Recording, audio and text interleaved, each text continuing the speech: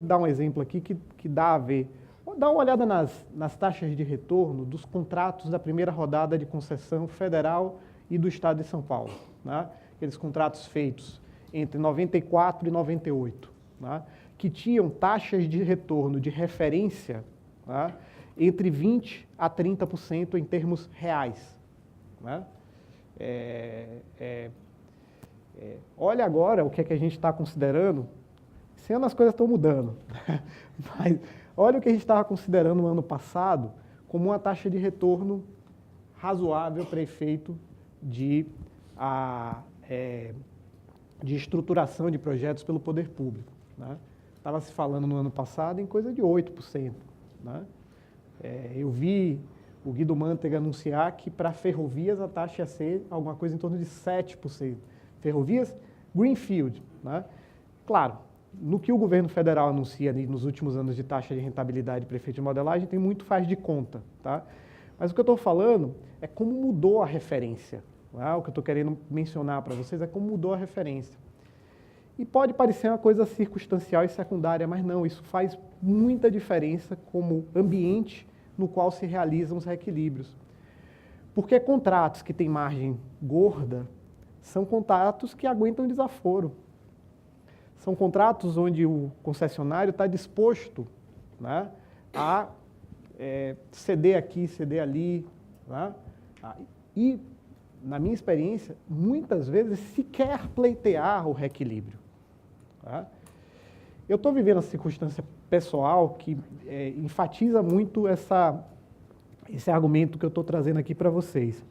O ano passado, meu escritório era um escritório vinculado só, basicamente, a novos projetos. Tá? Eu tinha entre 10 e 20 projetos sendo modelados no escritório, alguns demandando muito, outros naquelas fases que não demandam quase nada. E tudo isso morreu em novembro do ano passado.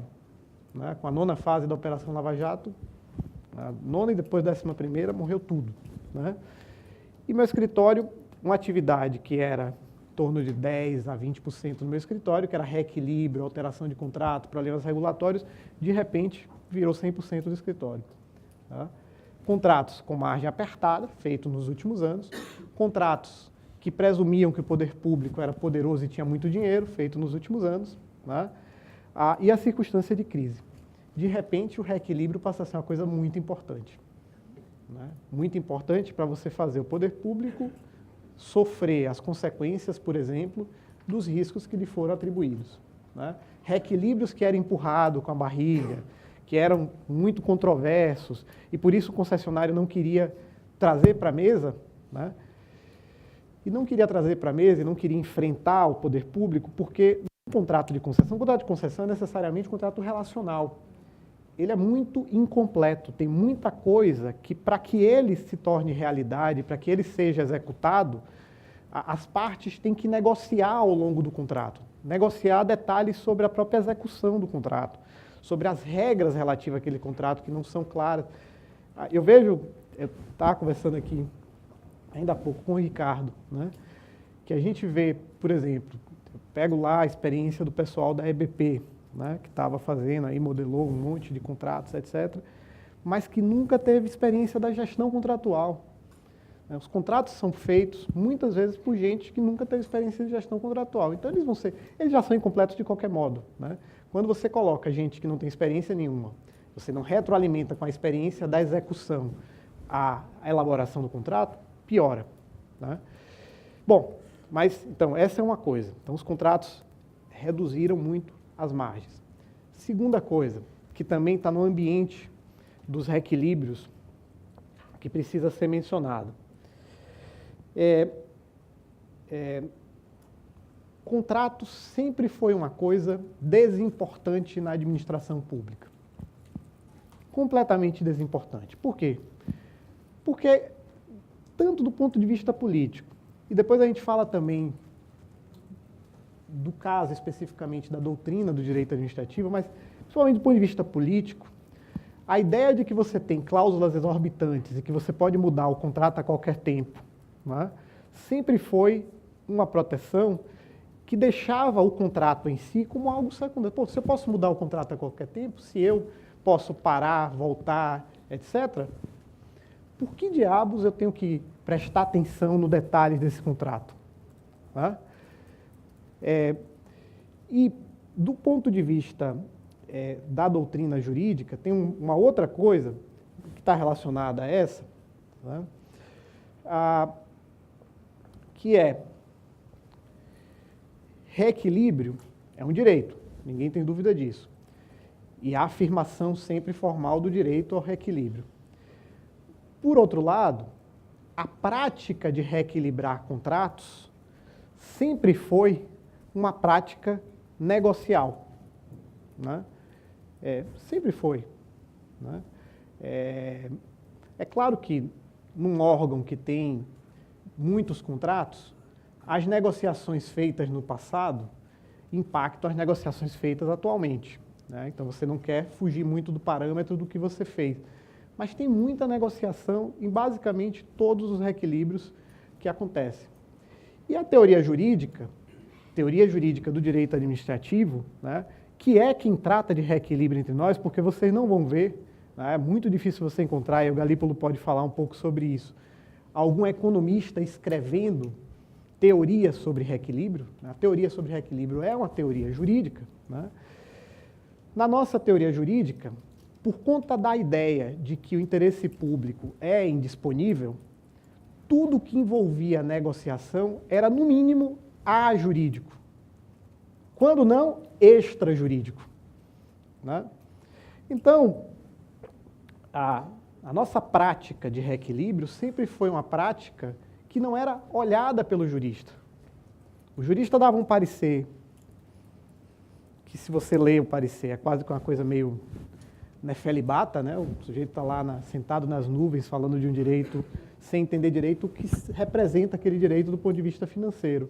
E o que representava esse direito do ponto de vista financeiro era feito por negociação. Como negociação era uma coisa que era um pecado na administração pública, o jurista não tratava disso, não queria nem se envolver, não queria nem ver, né? Tudo isso foi fazendo a nossa teoria sobre o equilíbrio econômico-financeiro ser pobre e distante da realidade, porque mesmo os operadores do direito, que de fato tinham que se envolver e trabalhar com reequilíbrio, eles se alienavam, né, por conta dessa ideia de indisponibilidade do interesse público, que continua, se você for falar com os nossos juristas tradicionais, com os meus colegas aí, você vai ver que muita gente continua achando que negociação na administração é uma coisa, sem se dar conta que a negociação está debaixo do nosso nariz todo dia. Não existe atividade contratual, especialmente contrato de concessão, se não existir negociação diária. Todo dia você negocia. Eu sei que tem várias pessoas que estão aqui que são responsáveis por administração contratual, né? Na iniciativa privada, às vezes, numa concessionária, você tem uma pessoa, que é a pessoa que corporifica o dia a dia da administração contratual.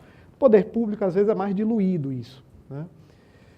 Mas que dia você não negocia? Que problema você não negocia, né, com o poder público? Então, você tem, de um lado, né, uma atividade administrativa, uma atividade política e administrativa que desvalorizava o contrato, e do outro lado, na teoria jurídica, né, uma visão, né, de que tudo que envolvia negociação não era jurídico, né? O que é que isso fez? Isso fez com que o mundo de reequilíbrio teórico, a nossa compreensão sobre o reequilíbrio, fosse uma compreensão extremamente pobre. E aí eu trago mais dois elementos, muito rapidamente, para apresentar o que a gente vai fazer no curso logo depois. Trago dois elementos que eu acho também que são relevantes. Primeiro, a atividade errática do nosso poder público, né, que era perfeitamente tolerável quando você trabalhava com obras públicas, porque o custo de interrupção de uma obra é muito menor do que o custo de interrupção de uma PPP, de uma concessão. Problema nenhum você suspender um contrato de obra. Você tem, basicamente, tem outros custos, evidentemente, mas basicamente, custo de desmobilização e remobilização. Se você para um contrato de concessão, o sujeito se financiou, o sujeito colocou o capital lá que tem que, ao longo do tempo, render uma taxa de retorno, né? Não existe essa possibilidade de você parar. Não tem, a verdade é que não tem. Alguém paga a conta por parar, né? E cada atraso do poder público no cumprimento das suas obrigações tem um impacto financeiro direto. Né? Então, você tem um contexto de uma administração que é errática, né, em relação à infraestrutura, sempre foi, mesmo porque, dentro do nosso sistema, pós-Constituição de 88, qualquer ajuste que você tenha que fazer do ponto de vista fiscal tem que ser feito sobre investimento, então não tem muito jeito, é aonde você faz ajuste. Né? E do outro lado, essa administração errática passou a fazer contratos de concessão e PPP, que são contratos de longo prazo, no qual a iniciativa privada e os financiadores, né, o sponsor e os financiadores colocam recursos que vão ter que ser amortizados no longo prazo. Né? Junta isso tudo, a essas circunstâncias, todos esses elementos que eu estou trazendo para vocês, um novo elemento que vem também da Constituição de 88, mas que se fortaleceu a partir do final da década de 90, e sobretudo a partir de 2003, que foram os controladores da administração, né? Que no âmbito federal, por exemplo, são cogestores, não vamos ficar tapando o sol com a peneira, eles são cogestores. Um Tribunal de Contas que vira para a agência reguladora, com contratos de 30 anos em curso, de 25 anos em curso, e diz assim, olha, sabe o sistema de reequilíbrio que estava lá naquele contrato? Mude. Contrato em curso. Determina a agência reguladora que mude o sistema de reequilíbrio. Pediu para mudar para incluir o fluxo de caixa marginal. Estou falando da ANTT e do TCU.